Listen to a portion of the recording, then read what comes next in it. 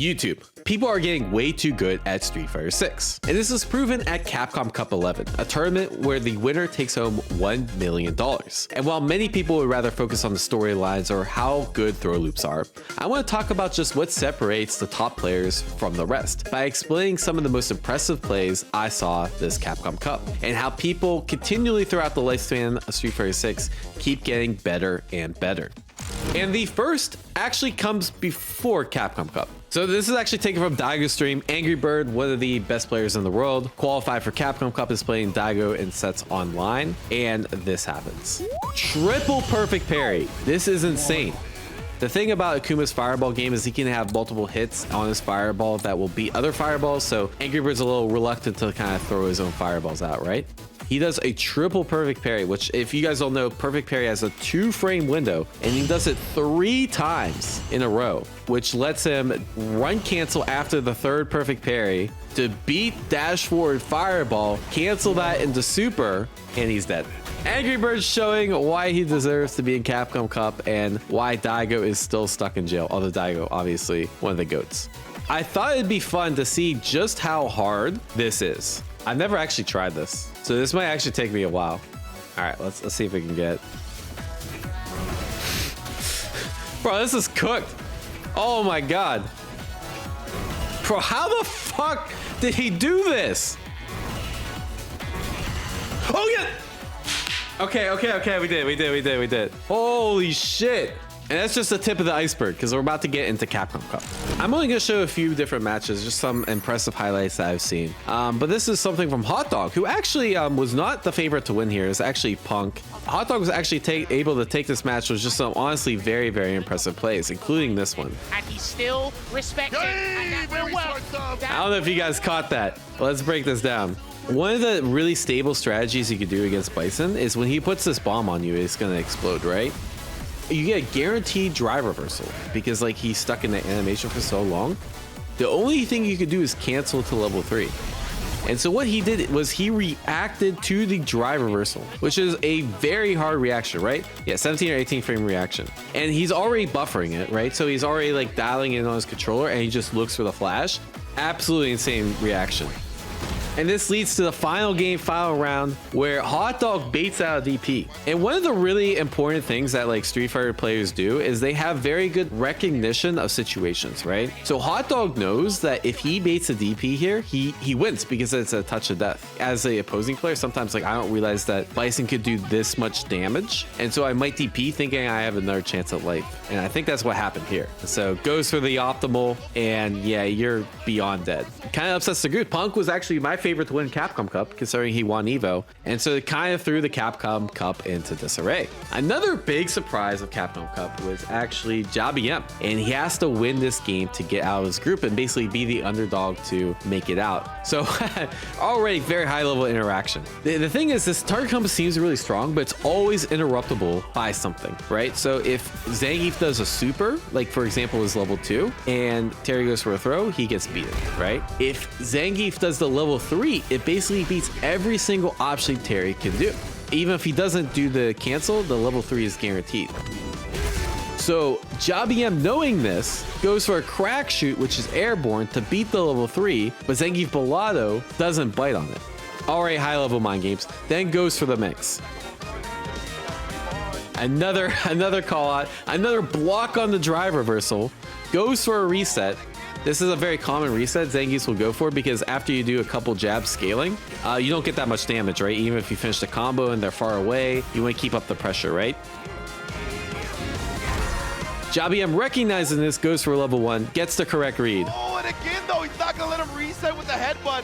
Pressure. Good blocks from JBM. The reaction on this is insane. This was 100% pure reaction, knowing that he probably wouldn't jump back.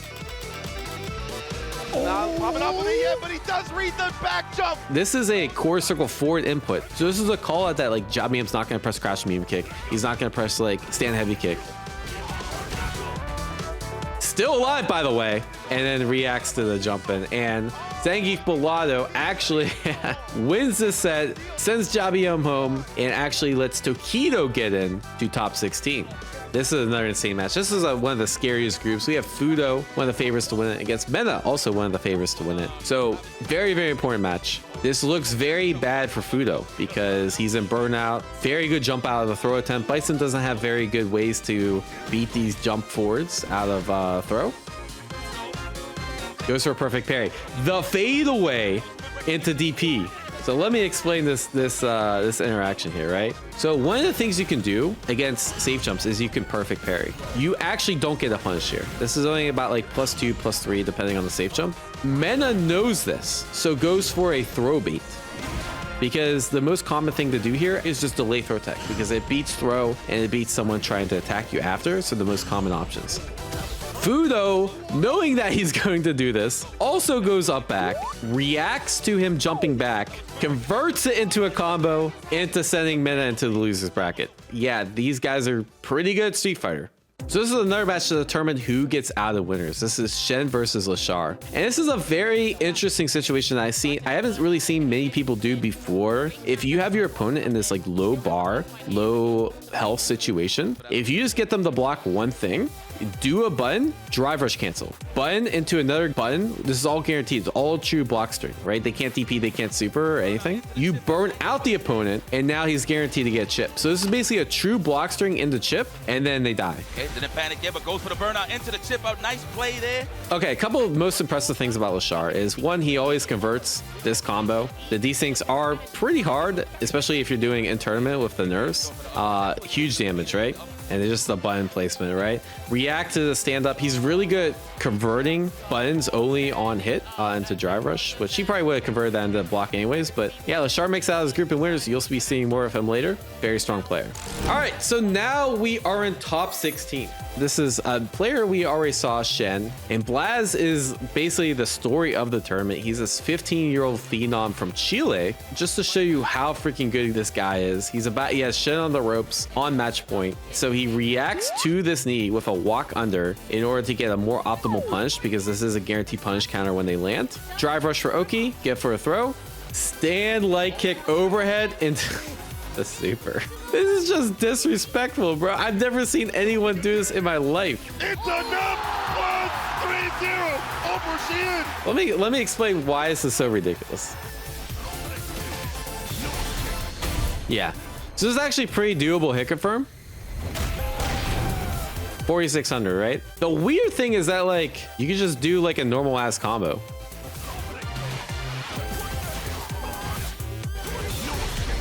So this does way more damage. This is better for a couple reasons. One, this does like 400 more damage, but more importantly, if it's blocked, it's still your turn, right? If I end up messing this up,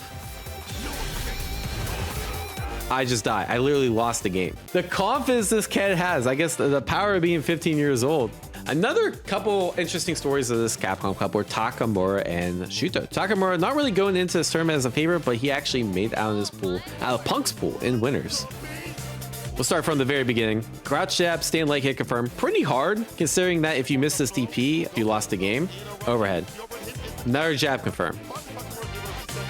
DP bait. And what makes this DP bait so crazy to me, this looks actually pretty ordinary, right? I want you guys to like look at this in like slow motion, right? In order to threaten the throw, walks forward slightly. You see this little walk forward? The bad thing about walking forward is that you're just going to eat like an EXDP, right? So he walks forward for like 3-4 frames and then blocks. So he had the exact timing down to get that teensy micro walk in order to sell the throw just a little bit better, and is able to get the kill. But unfortunately, with a really good DP bait, Shuto is able to take the match, and the pop off is well deserved. And that qualifies him and Blast for top 8. But we have a few other things I want to look at. So in top 8, we have Lashar versus Juicy Joe. Not many people knew about him, but he's looking very strong on JP. And, you know, Juicy Joe looking pretty in command of this round. This kind of health lead is basically insurmountable most of the time. But Lashar might be built different. Drive reversal. Drive reversal makes sense here. Even if Juicy Joe blocks, it's safe. You get out for free. There are ways that you can bait the drive reversal like jump, but Juicy Joe doesn't choose to do that, right? Drive rush. Flicker. Tries a jab. Good blocks. All right. Gets caught by the flicker, right? Another flicker. Hit confirm in the EX. Another flicker again. Another flicker. All right, why is he going to level 2? Guaranteed chip. Insane comeback. Right here? Yeah, this is all guaranteed. Nothing Juicy Joe could have done because it's all gapless. Yeah, no point of this could JP level and even gets the flicker because level 1's not projectile invul and the flicker counts as a projectile.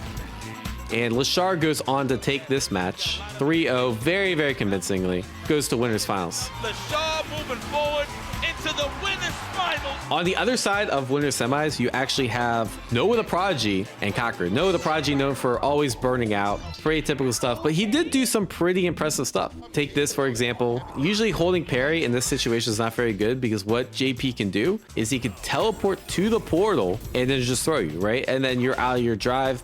Kakeru goes for the teleport and the throw. Drive rushes under and then cross cuts DPs in order to get pressure. But then unfortunately, yeah, he just dies after that. And that's kind of the story of the set. Kakeru went on to winners finals to play Lashar. So that takes us to losers semis. So you guys remember Angry Bird, his training against Daigo, has got him to loser semifinals against Blaz. And we get this sequence. Good check on the donkey kick. Anti-air on reaction. Insane.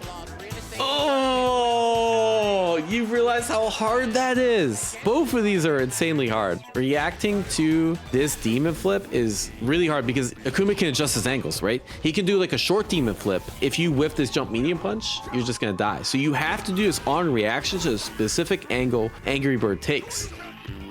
But then somehow reacted to a mid-screen DI. Mid-screen where like Angry Bird had no reason to DI, Blast still reacted? Absolutely insane. Again, we'll talk about young man reactions. Demon flip, jump back jab. React on the overhead. Again, young man reactions. Drive reversal, push him out. Super probably just to get some chip. Angry Bird to dash up Demon to catch the charge, but unfortunately reacted a little bit late. Blaz, instead of neutral jumping to punish the Demon, back jump because he knew Angry Bird would have recovered by then. It's not looking good for Angry Bird. And another anti-air. Blaz's reactions are so good and so strong. Really, Street Fighter 6, one of the best ways to be consistently strong in this game is just to have really good reactions to anything that your opponent will throw at you. And this takes us to losers finals. Lashar versus Kakeru is kind of one-sided. Lashar just kind of got stomped by Kakeru. So one of the counter strategies he's had was if Ed does flicker, you just hold parry. Whoa! And so a few different things can happen. One, Lashar backdashes, then you go chase him. He flickers where then you don't get pulled in for a full combo, or he dashes forward. This is actually just a really long hold. Round 2. Dashes forward, unfortunately didn't quite get the timing, but it's still like a decent trade as opposed to like getting thrown out of your parry. First option is to hold the flicker and let it go. Second is to dash forward after the flicker, but Kakeru's probably more ready for it. So what do? I'm gonna dash back after a flicker. Kakeru reacts to that and gets a punish.